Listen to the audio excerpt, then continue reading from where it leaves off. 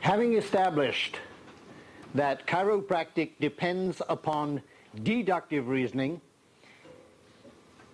we have to investigate any possible shortcomings in our deductive reasoning.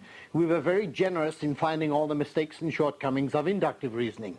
Now let's be equally honest with ourselves, equally generous in investigating our own system. Deductive reasoning is going to fail miserably if your major premise is wrong. Deductive reasoning starts a priori, without anything before it, from a total assumption of truth. We say, this is true, therefore that must be true. And it necessarily follows that the next thing is true, and so we go on from line of logic to line of logic. The shortcoming is, first of all, that if your major premise is wrong, then everything is built upon quicksand. And the whole thing collapses, you go through life kidding yourself. So we must be absolutely certain that we totally accept the major premise. The second possible shortcoming is that having established a major premise, it's possible then to go through false logic and fool ourselves. So now we fall back on inductive reasoning to constantly check our references, check back on ourselves and make sure that we haven't gone astray. So we haven't rejected the scientific method, we've just put it in its place.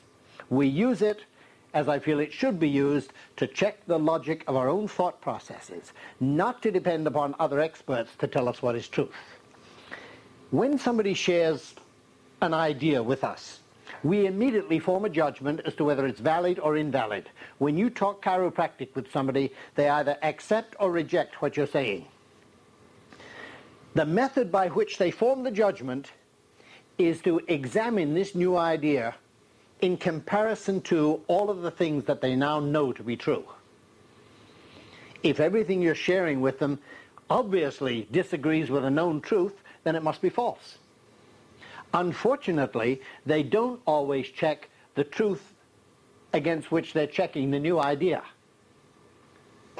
In other words, they're measuring your chiropractic or your ideas or your logic not against a known truth, but against a belief or a superstition, something that they have always thought to be true.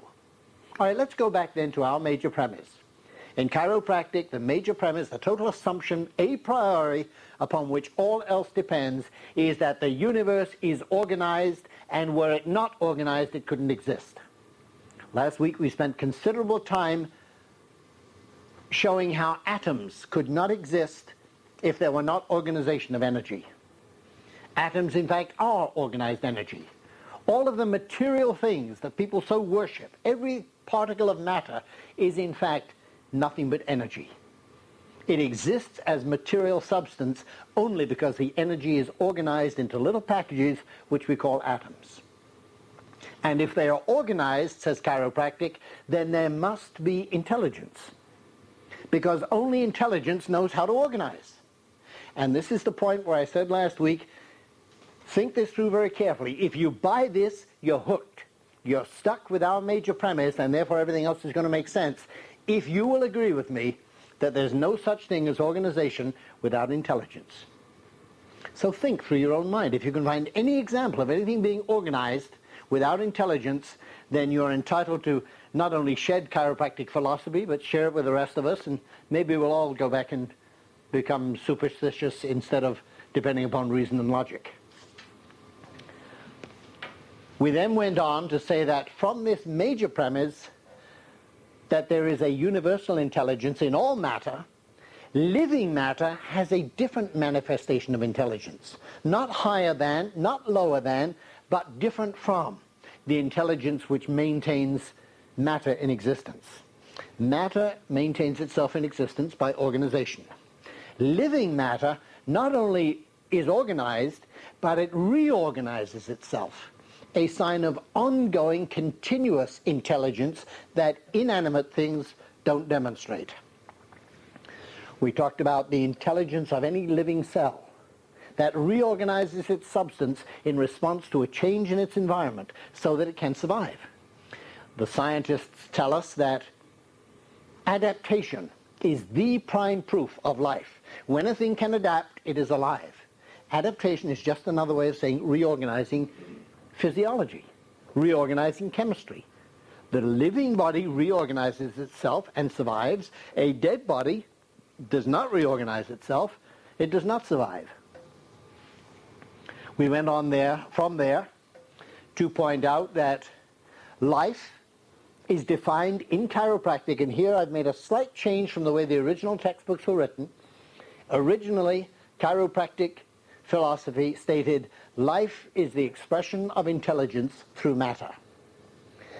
But we've already seen that all matter expresses universal intelligence, whether it's life or not. Dead matter expresses universal intelligence. So to make things more clear, I've taken the liberty of making one small change and redefined life for purposes of logical discussion as the expression of innate intelligence through innate matter. We've said that innate intelligence is that part of universal intelligence which exists within the living individual to nurture and protect that individual, to keep it alive, to reorganize it. We could come up with many different definitions of this term innate intelligence. Obviously, it can't be defined. People try and define universal intelligence. In order for you to define something, you have to bring it down to terms that you can understand. You have to make it less than universal. The same is true with innate intelligence, because innate intelligence is an intangible. It's not a thing. It doesn't exist. And here we find problems with chiropractors finding it difficult to express themselves. Of course it's difficult to express intangibles. Certainly you can't describe innate intelligence, and any definition that you give of it is going to have shortcomings. So we need to give it several definitions and discuss it in several different ways to understand what it is. The first thing we want to say is that it has no location, no physical, tangible presence. It does not have weight. It does not occupy space. And it does not travel from the brain over nerve pathways to all parts of the body. Innate intelligence is not a thing living up in the brain. It's not a thing at all. What we're saying is that the 70,000 billion cells that make up the body interact intelligently to work together. And each part has specific functions to perform for the good of the whole. The heart does the job of a heart. The liver has the job of a liver. Which is better, a heart or a liver? Can you imagine the organs of the body arguing the way people argue as to which one is doing the most work and which one is more important? And there's the brain sitting up there giving orders and doesn't do a damn lick of work all day long. Here's these poor muscles working hard all day, and the heart is giving its best, never ceasing for a moment, and the brain just hangs out and does nothing except give orders. You know, there's an argument in the body as to which was the most important organ. And each one made its own claim as to, oh, you heard this one, huh? You listened to my other tapes, huh? For those who didn't, the argument went on as to which was the most important organ. And the heart said, look, if I quit, you're going to drop dead. And the liver said, yeah, well, if I quit, you're going to drop dead. And the eyes said, if I quit, you're going to walk into things and get killed. And so it went on and on and on. And finally, the rectum spoke up. Said, I'm sick and tired of all this arguing. I'll show you what I'm going to do. I'm going to quit. And the rectum quit working. And all of a sudden, well, not all of a sudden, gradually, the body began to get clogged up and poisons, the eyes became bugged, and the heart began to slow down, and the body is dying until everybody's ready to cry uncle and admit that the rectum really was the boss. And sometimes to be a boss, you have to be a bit of an asshole. All right, so here we have this innate intelligence whose job is to run the entire body, interact all of the cells together. That's what it is. It doesn't live anywhere. It's not a thing. It doesn't have a physical presence. You could cut open a cell and you'd never find it because it isn't there. It's not a thing. It's whatever ability the body expresses to reorganize itself. It is a part of universal intelligence. How do we know that? How do we know it's a part of universal intelligence? That's easy. We made up both words. We made up the term universal intelligence and said that describes all the intelligence in the universe. Therefore, anything else that is intelligence is a part of universal intelligence. The innate intelligence has certain characteristics, though. It exists only within a living thing, and this by definition. The purpose of my innate intelligence is to run my body. It is aware of the physiology of my body at all times. It is aware of every physiological need of my body. It knows nothing about your body. You have your own innate intelligence. Now we hear chiropractors again misusing language. They wish to communicate that sometimes there's a special communication between two human beings. Or when they say that's an innate to innate communication. No, it isn't. There's no such thing as an innate to innate communication. The purpose of innate intelligence in my body is to run my body. You have an innate intelligence whose purpose is to run your body. Let's go back to the physiologist Cannon's phrase. He talks about the wisdom of the body. The wisdom of my body doesn't give a damn about your body. If I have compassion for you, that's a totally different function of my mind. If I have some mysterious connection with you through the cosmos or through love or through universal intelligence, let's call it something else. Our intent here in chiropractic, especially with our deductive reasoning, is to express optimum logic. There is no such thing as logic if you use one word to have two different meanings. The most important rule of logic is define your terminology. The term innate intelligence must mean only one thing. Now, who the hell am I to say what that one thing is? Why isn't your definition better than mine? Simply because those who laid down the philosophy of chiropractic, B.J. Palmer principally, set forth his definition of what this term means. He made up the term. If I make up a game and I call it baseball, and I set down the rules and say this is baseball, you could come along 10 years later and say, look, you've got this game all wrong.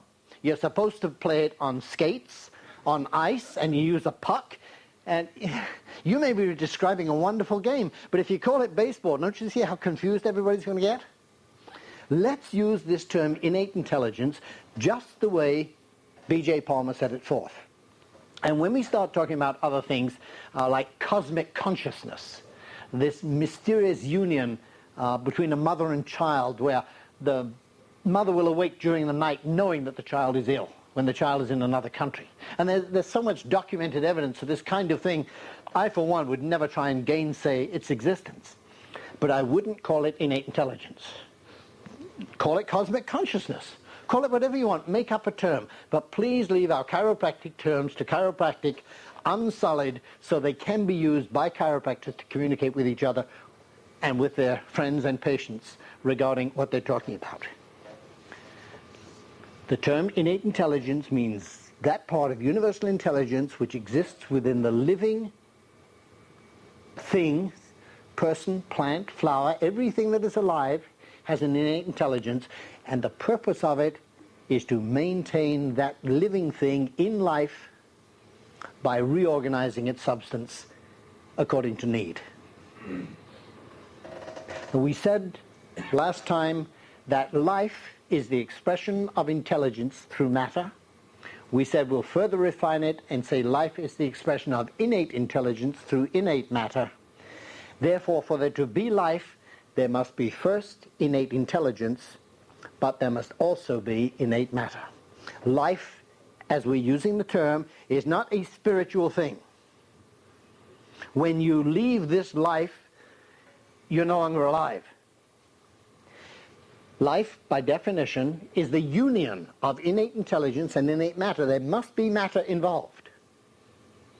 If we will use the term life only for that situation, then we can communicate comfortably. So when I use the term, that's exactly what I'm going to mean. When innate intelligence is expressing through innate matter, that is life. We further said that for innate intelligence to express through innate matter, there must be some link, something that connects the two. Let's talk for a moment about the difference between life and death. In a living person, there is innate intelligence expressing through innate matter. A split second later, that person is dead. What happens to the innate intelligence? Where does it go to? Where does innate intelligence go when you're dead? Well, it doesn't go anywhere. It wasn't anywhere in the first place. Well, doesn't it go back to universal? No, it never left universal. See, we've got to stop talking about intangibles as though they had tangible presence. Let's talk for a moment about the corpse, the physical substance of the body. Where does it go when you die? It doesn't go anywhere. It loses identity. Gradually, it will disintegrate. Part of it will be recycled through microorganisms. Part of it will go back into the soil. Part of it will grow into a tree, and somebody will pick an apple and off a tree and bite into it, and they're eating somebody else's Aunt Nellie from 200 years earlier. Matter is neither created nor destroyed in the normal course of events, and the same substance is used over and over and over again. Well, what makes it you? What makes you you? Why aren't you just part of the universal matter? You are part of the universal matter. And one day maybe that's all you'll be. But right now you're a specific identifiable part of universal matter. That part which is being organized by an innate intelligence. It is the innate intelligence which gives your matter identity. When the material and the immaterial separate, neither one disappears, but identity is lost. Let's explain it this way. Let's take an empty glass and dip it into the ocean. Now the ocean has no shape. It's formless. Water finds its own level. You take a handful of water, a glass full of water out of the ocean and pour it over some rocks, and it separates and disappears. Eventually it'll evaporate and it's all gone.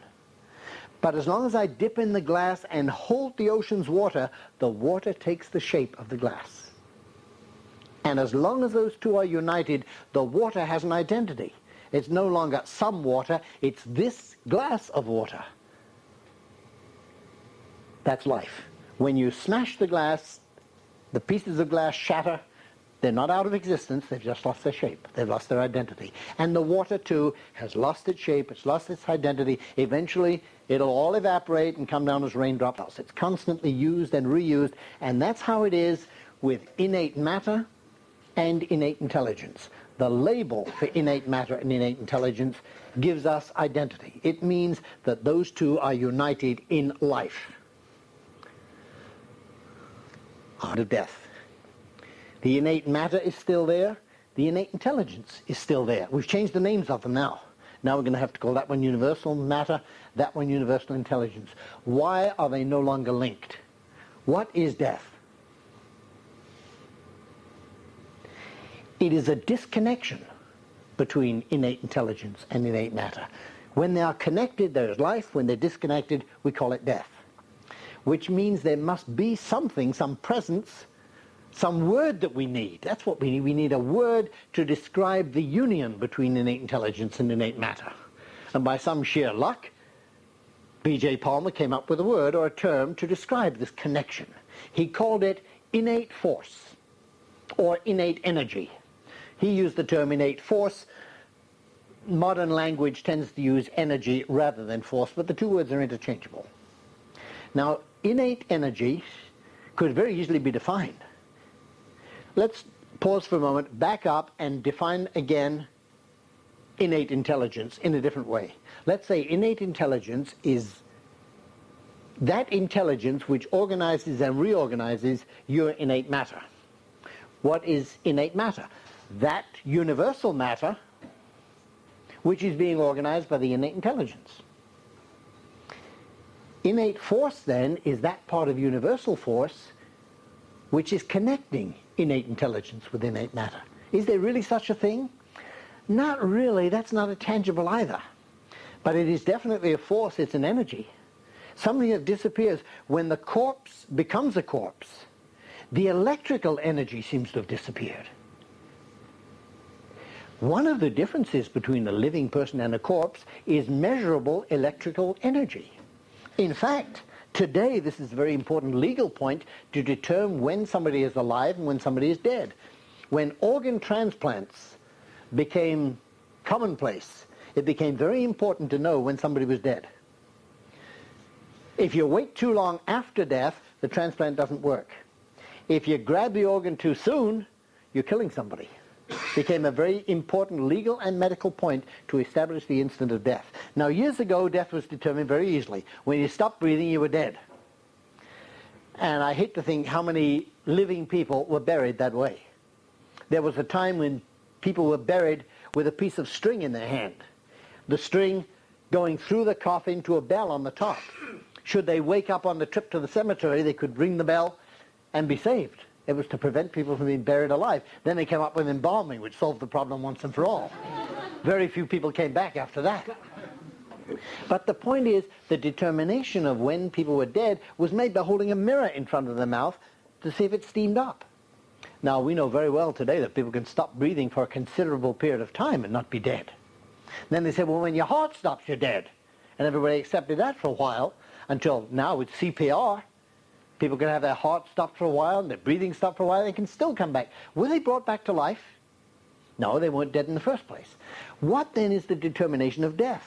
And science and the law have now adopted together their current definition.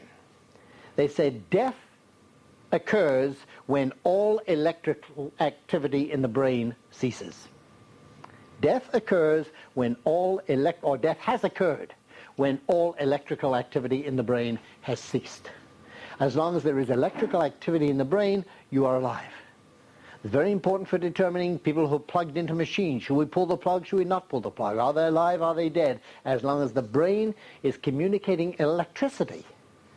And this is the key. Electricity is a universal force. The lightning that we saw outside the night before last, that's electricity. It is a universal force, and yet harnessed and used within the body, it is the substance of life. It is the connection between innate intelligence and innate matter. It is the means by which the innate intelligence uses the brain to communicate with the body's parts. And this connection is the third part of the triune of life. We started to talk about this in our last session. The triune of life consists of innate intelligence, to express through the innate matter, the innate matter which is being expressed by the innate intelligence, and the innate energy or innate force which unites the two. For now, I just want to talk about the electrical energy. Although there are other energy forms which must be discussed, there are other energy forms which exist but are outside of the concern of chiropractic, and there may even be other energy forms which nobody even knows about. Chiropractic is concerned with the electrical energy which the innate intelligence uses to operate and reorganize the innate matter. And for the sake of a label, we call that innate energy. What is it? Any universal energy adapted by the innate intelligence for use within the body. Let's talk for just a moment about universal forces. The forces of the universe can be very dangerous. Lightning we talked about, storms, tides, tidal waves, hurricanes, just the rain, just the power of the sun, the heat of the core of the earth. Universal forces are extremely powerful and have the capability of destroying structural matter. Why? Because they are unadapted. Some chiropractic students have a problem. They say, why would universal intelligence destroy living things or structural matter? Isn't the purpose of universal intelligence constructive? Yes, the purpose of universal intelligence is constructive, but like urban renewal, sometimes you have to tear down the old to build up the new. In the metabolism of the human body, there are two sides to the cycle, anabolism and catabolism. There must be a tearing down for there to be a breaking up, a constant cycle of renewal. And some forces break down and others rebuild. Universal intelligence is always constructive. Universal forces tend to be destructive towards structural matter because they're unadapted. Very few of us can withstand being struck by lightning or hit by hurricanes. I mean, these unadapted forces are pretty dangerous. So much so that we have used our educated mind, our educated brain, nothing to do with innate intelligence, our educated brain, whose purpose is to relate us to the outside world. Innate intelligence has the purpose of relating us to the inside material. Educated mind relates us to the outside world and to each other. That educated mind is clever enough in some instances to adapt universal forces, convert them from being destructive into constructive. Dams that are built that can stop torrential rains from wiping out villages and towns and convert the energy instead into electricity which lights cities. Destructive or potentially destructive energy turned to constructive use by the educated mind adapting it. Universal forces, by definition, are unadapted, untamed, wild, and therefore can be destructive. Innate forces are those parts of universal forces which have been adapted by the innate intelligence for use within the body. When they're adapted, they're tamed, they're utilized. And the one we're talking about is electricity.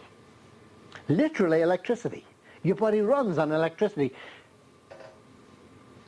The electroencephalogram measures the electrical output of the brain. There have been experiments performed in which electrodes have been placed in the head, gathering the electricity not to measure it, but to cause it to operate electric trains. In the University of Pennsylvania, many, many years ago, an experiment was done in the medical department subdivision of pathology, in which they hooked electrodes into the brain of a living rabbit, and at the other end of the wires attached to the electrodes, they ran a radio. A radio that had no batteries, wasn't plugged in anywhere else, had no power source. It ran off the brain power of the rabbit. Now, because it was drawing off the life energy of the rabbit, pretty soon the rabbit died. Then the radio stopped. So they plugged in another rabbit, and off it went again. The thing that keeps you alive is the electrical energy generated in the brain. We said no organ really is more important than any other, but the brain is the organ that has the task of generating this electricity. At least that's one theory. I must give you both theories on this. One theory is that the brain is a generator that makes electricity and passes it to all parts of the body, keeping the corpse alive, because when it doesn't have electricity, it's a corpse. The other theory, equally accepted, is that the brain is not a generator, it's a converter that converts universal electricity, static electricity from the environment, and they're now pinpointing somewhere in the brain, in the environment of the pituitary gland, that they believe, pure hypothesis, pure theory, that they believe converts static electricity into life electricity. One way or the other, whether the brain generates it or merely converts from the outside world, the brain is the source of electrical energy that keeps you alive. If that energy is ever stopped, your innate intelligence, your innate matter are no longer connected, you're dead. Legally as well as in every other way. Would seem rather important then to keep that connection going. And that, strangely enough, is the purpose of chiropractic. To keep the communication lines open so that the electrical energy generated in the brain or dispersed from the brain reaches all parts of the body. Now, it's interesting to note that in textbooks of neurophysiology, some textbooks maybe 600 pages, they'll devote 300 pages talking about sensory impulses, 300 pages talking about motor impulses, and about one short sentence, or two at the most, about trophic impulses.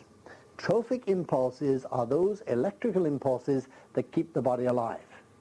Why do they only get two sentences? Because nobody knows anything about them except they're there. Those are the ones that kept the radio going from the rabbit's brain. Those are the ones that keep every cell in your body alive. Let's talk about the different types of electrical energy from the brain to all parts of the body. Sensory impulses allow the parts of the body to inform the brain. Remember, the brain is the central computer. It is not the home of the innate intelligence. Innate intelligence, we've said, doesn't have a home. But the brain, nevertheless, is the central computer that receives all information about every single part of the body. That information comes in over sensory nerve pathways. If those sensory nerve pathways are not free to carry their impulses, then the brain is getting false information or lack of information. Result, the organization becomes chaos. The great harmony that we call life and health becomes less than total. So we have some disharmony, or dis-ease, if you prefer the chiropractic term. The motor impulses, on the other hand, run from the brain to the body parts. They cause the body parts to do what they can do. For example, a muscle cell is capable only of doing one thing. Well, one of two things. A muscle cell can either contract or relax. And if the body needs insulin, the muscle cell can only contract or relax. Yes, but I need insulin. And the muscle can only contract or relax. When it receives an impulse to operate, it contracts. When it receives another one to stop operating, it relaxes. Every single part of the body is controlled just that way. It receives an impulse to function or an impulse to not function, according to the information that the brain has received. So now we see a two-way system. Information coming into the brain, judgment being made by the brain, by the computer, and the brain then ordering the different parts of the body to perform their function. You decide, and you can decide all kinds of idiotic things. You can decide to smoke a cigarette. You would think the innate intelligence wouldn't let you do that. It has no choice. The educated mind can run your body. It takes over from the innate intelligence, and it can... Now, if you wanted to smoke a cigarette, you couldn't do it, because you don't know which muscles to contract. So you have to pass the request on to your brain. And the brain knows exactly which muscles to contract to have you open the pack, take out the cigarette, light it, breathe it in, and then it knows which muscles to contract to cough and splutter and sneeze or so on. Now, every single physiological thing you do is controlled by the brain on receipt of information and on the sending out of motor impulses. What then are the trophic impulses? Oh, those are not important. They're just the impulses that keep the cells alive. Without those, nothing happens except death. So now we see the three types of impulses. All three of them pass from the brain to all parts of the body via the nerve system. In spite of what all of our medical friends say, there's only one nerve system in the body. You don't have a central nerve system and a peripheral nerve system and an autonomic nerve system. You have a nerve system which has all those parts. And all of those parts are given labels by those who need to study them. But the poor innate intelligence never studied them, it just uses them. And it uses all of the parts of that system to make you work perfectly. Provided, of course, there's no interference to the physical nerves themselves. Chiropractic learned in the beginning and was based upon the fact that any distortion of the bones of the spine can in fact irritate the very nerves that they're meant to protect. That's labeled vertebral subluxation. And chiropractic started out as an intent to correct those vertebral subluxations by using the bony processes as levers, using the hands to introduce forces for the correction of the subluxation to restore the openness of the nerve channels so that the innate intelligence can once again run all parts of the body in coordination. Now, one of the troubles with dealing with the innate intelligence is that we don't have access with our educated mind to all of the knowledge that the innate intelligence has. But so often we decide to take the running of our body away from the innate intelligence and put it into the educated intelligence. And if that weren't bad enough, not only do you depend upon the educated intelligence, but we'll ask somebody else's educated intelligence, what should my body be doing? And so we find chiropractors telling people, you should be drinking 8 to 10 glasses of water a day. The fact is, the chiropractor hasn't the faintest idea how much water your body will need today or tomorrow, how much it needed yesterday. We've fallen back into the trap of inductive reasoning of going on averages. My intent is to help chiropractors find their way back to their own philosophy and the chiropractic, where we will respect the responsibility of the innate intelligence to run the body. It is the only intelligence there is that knows all about that body. Nobody else's educated mind can know about the physical body. Chiropractors, let me ask you this. You've all recently studied splanknology. You refresh your knowledge. You go to continuing education seminars. You know all about the liver, right? Would you please cast your mind down into your own liver? Think about your liver. Pick out any cell you want. And you tell me, what does that cell need to do right now to increase or decrease its function? You don't know? Then how do you know about somebody else's liver? How dare we make suggestions to other people about what their liver should be doing when we don't even know about our own? The job of chiropractors has been, and as far as I know always will be, to work for the opening of the nerve pathways by keeping the vertebrae free from subluxation, so that the innate intelligence, which does know about the liver, can keep that liver and the heart and the spleen, the kidneys and all other parts functioning for the good, not of themselves, but for the needs of the rest of the body, the total harmony within. And this whole package of information is what we have called the triune of life. The purpose of chiropractic, then, is to maintain the uninterrupted perfection of the triune of life. The perfection being 100% innate intelligence, using 100% of innate force to express through 100% of innate matter. Let's talk about these percentages.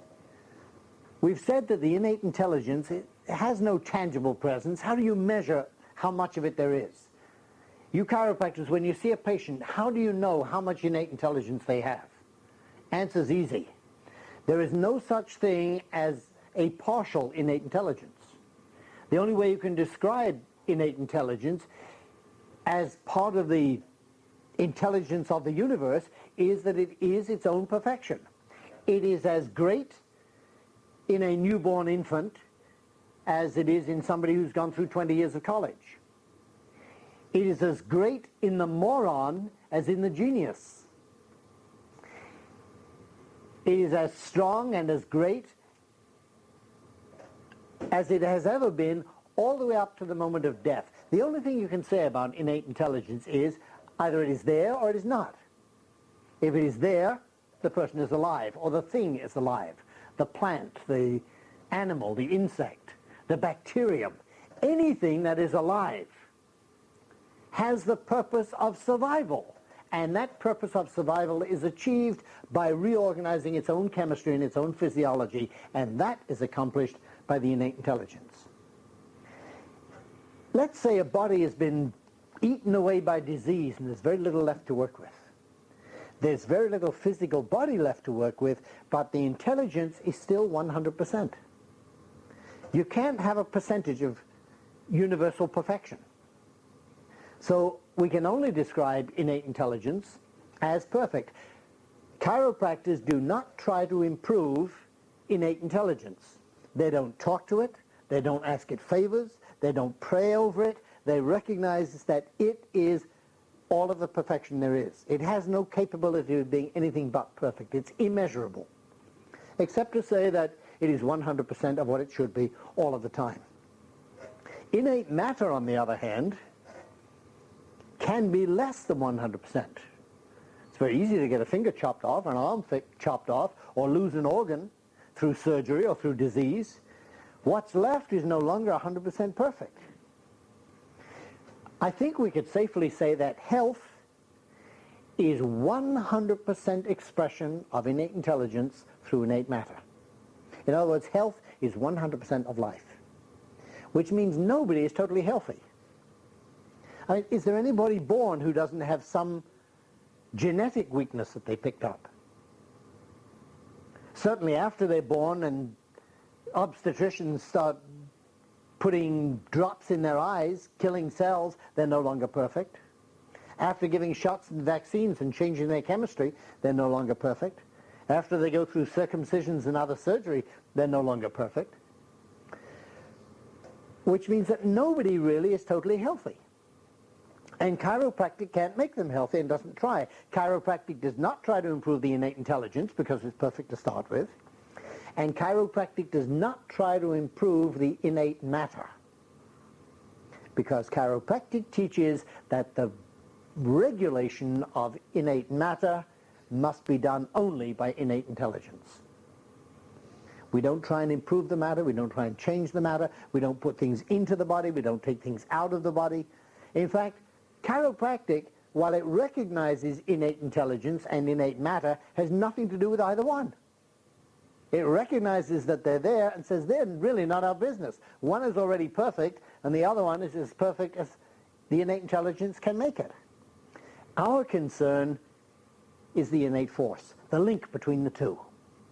That's what chiropractors deal with. Now, we've said the innate intelligence is perfect. The innate matter, the body, can be, and usually is, less than perfect. What about the innate force? Is that perfect or not?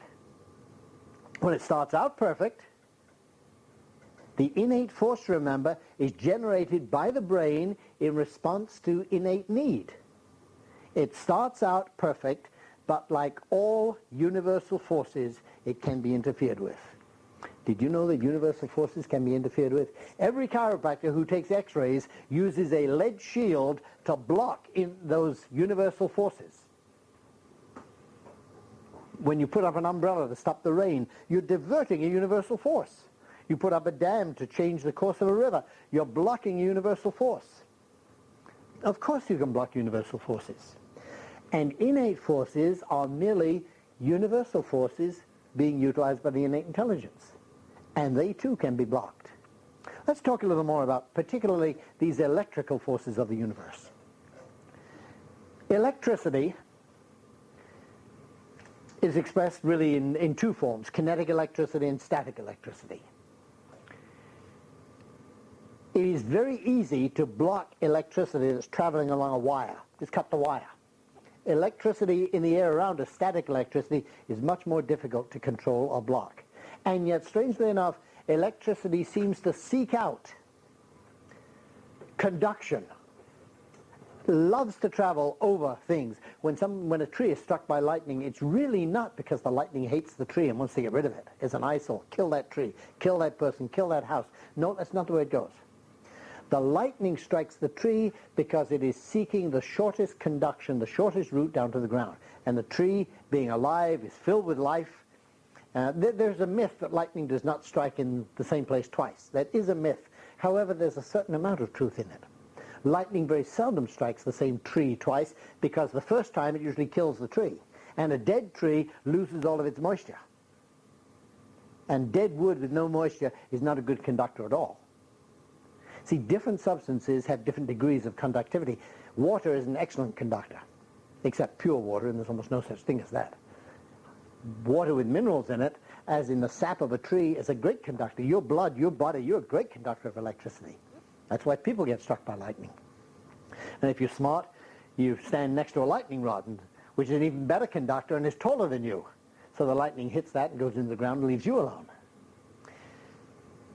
We can learn from electricity in the universe. Electricity in the body, remember, must behave according to the same laws that run all electricity. Electricity travels much better when it's conducted than when it's not. Different tissues in the body have different qualities of conductivity, different properties. The best conductor of all, just like the copper lightning rod, is nerve tissue. That's a great conductor of electricity. But muscle tissue conducts electricity. Heart muscle particularly is a wonderful conductor of electricity.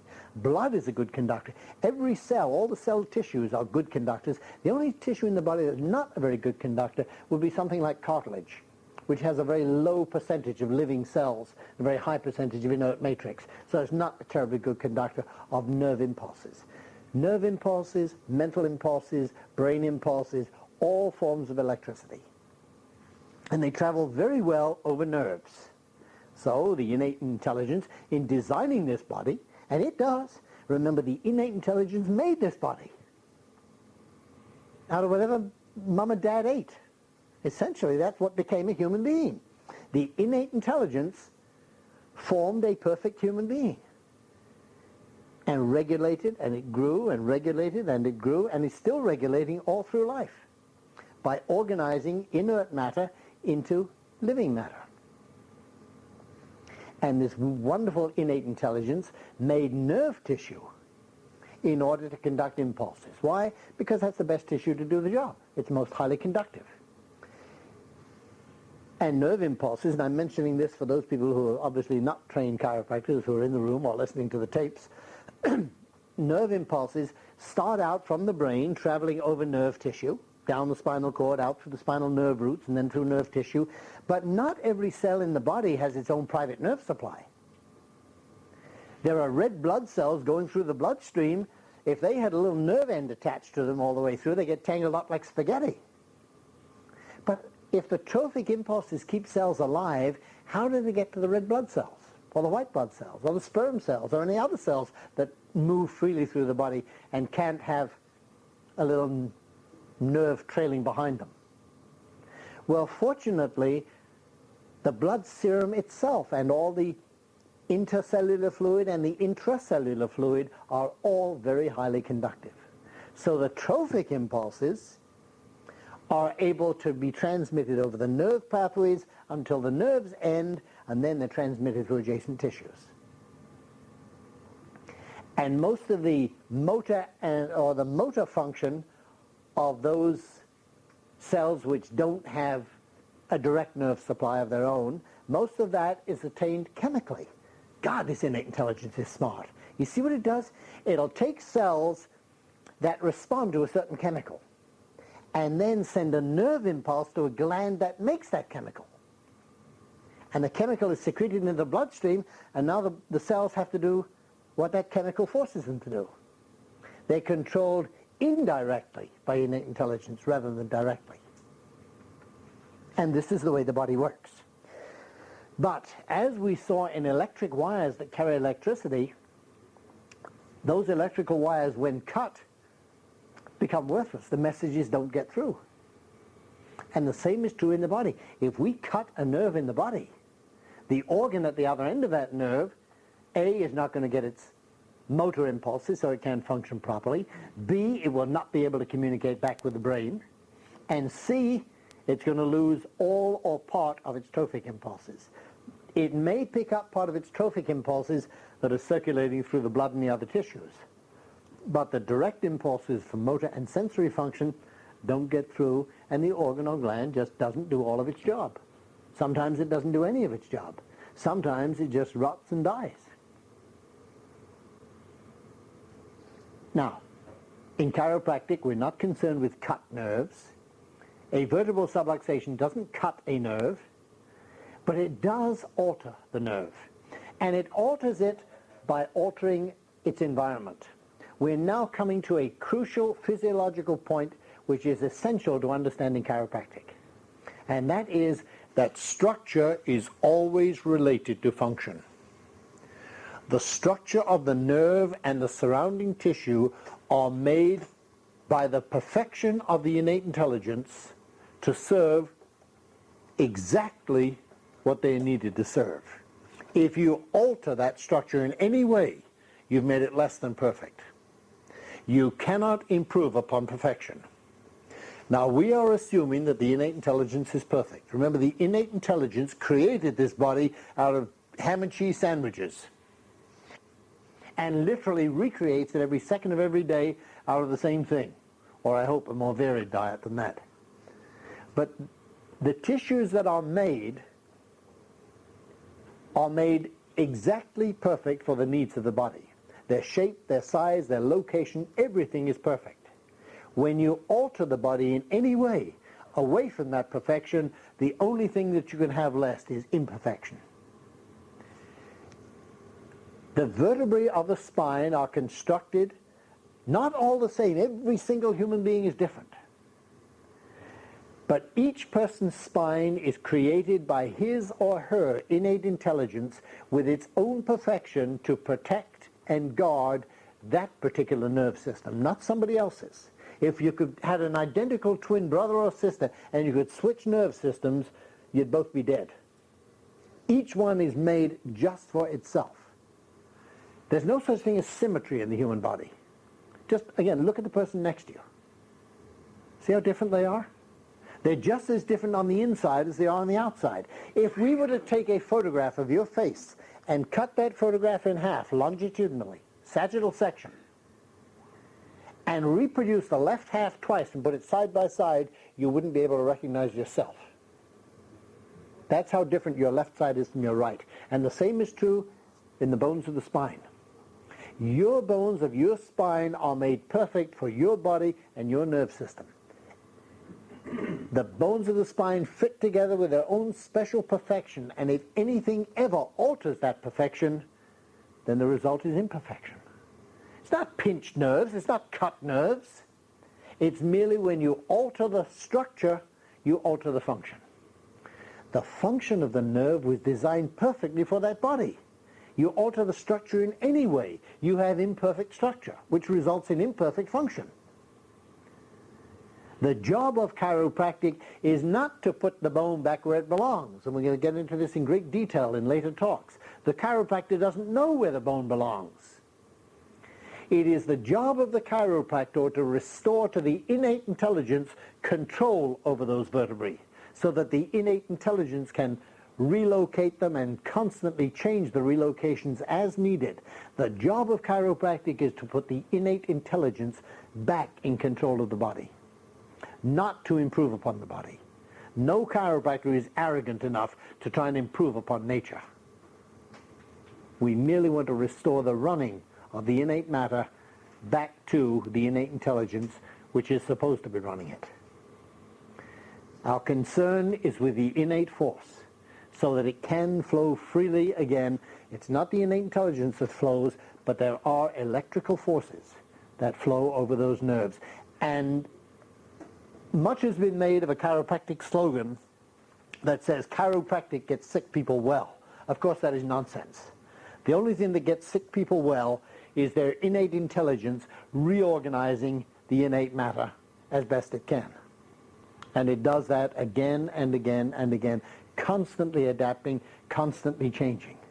There is no guarantee that when all nerve channels are free, that the body can be totally repaired again. There is such a thing as permanent damage. Remember, the innate intelligence is limited in what it can accomplish. And it's limited by the matter through which it can express. If the parts aren't there, what is the innate intelligence supposed to do? Well, why doesn't it make new ones? It made the last ones. Yes, but there must be certain things there. The human body apparently does not have the ability to grow another arm. You chop the tail off a lizard and it'll grow another one. And he doesn't need his tail nearly as much as I need my arm. How come I can't get another arm? I don't know. But we have to recognize those universal laws which govern things, and as far as we know, well, I'm not prepared to say definitely, but as far as we know, human beings do not have the ability to grow another arm. We have found out that sometimes if you stick the old arm back, the innate intelligence has the ability of making a pretty good union there and getting it working again, if you can do it fast enough. But the job of the chiropractor is merely to supply universal forces by which the body is going to readjust the position of its own vertebrae. It is not the job of the chiropractor to make adjustments. It is the job of the body to make adjustments, using the forces supplied by the chiropractor. So now we have to talk about a different kind of universal force. We have to talk about kinetic force rather than electrical force. And that will be the subject of our next discussion.